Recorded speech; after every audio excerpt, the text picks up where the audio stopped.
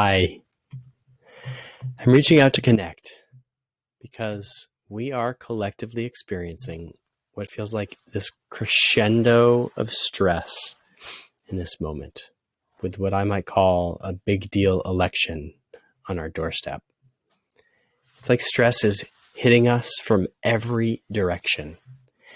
And it's occurred to me that this upcoming event might be just one more straw on the camel's back in a year that has brought us so much pain and loss. I think it's safe to say it's a tough time. Our political system is damaged and harsh.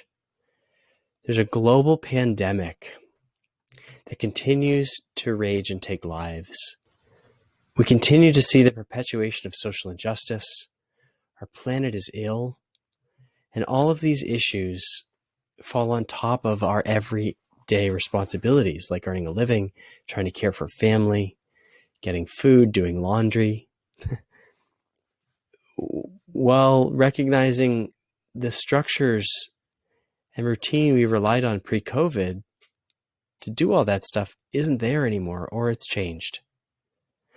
All of these dynamics are coming together right now to create huge amounts of uncertainty, question, worry, fear, concern, regardless of what your sociopolitical ideologies are. I feel it's safe to say that each and every one of us is feeling this right now. And this is important to consider, and perhaps even more important to say out loud. I want to name all of these seemingly invisible stressors that are undoubtedly crushing each one of us to some degree. I want to notice that each one of us, no matter what our perspectives, opinions are, or beliefs, we are feeling the divisiveness, the negativity, the venom, the anger and frustration. Some of us have lost friends or family, and perhaps even hope. Like, this year has just sucked. And the burden is real, even if we can't always see it with our eyes. So I want to encourage each one of us to see if we can make a little space inside to feel all the feels that come along with this weight. So many of us know what it's like to wake up feeling irritated, frustrated at friends, yelling at strangers in public, feeling depressed or sad, lethargic, or just like not wanting to get out of bed. Let's bring into our collective shared consciousness that we are in the midst of some deeply distressing dynamics.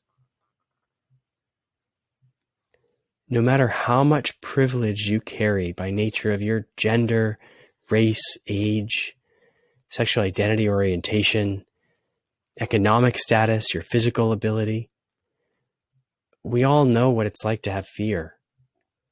We all know what it's like to have fear and to feel alone or left out or like treated like the other, like being marginalized or dismissed or disparaged, ignored, subordinated against your will. It sucks.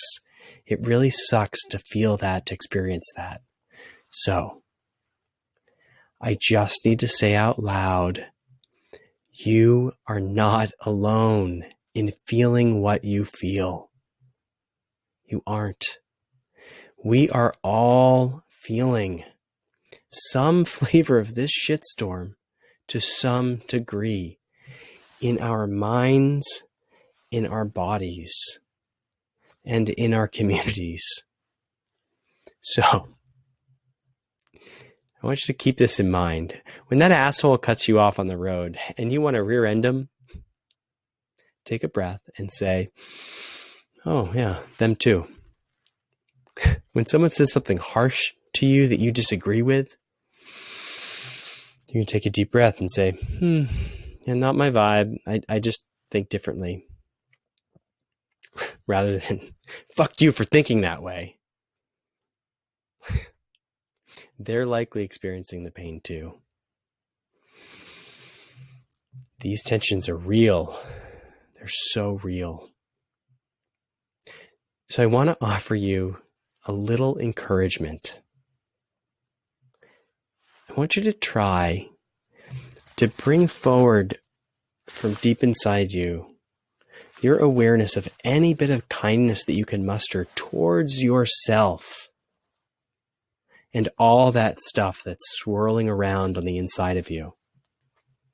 Then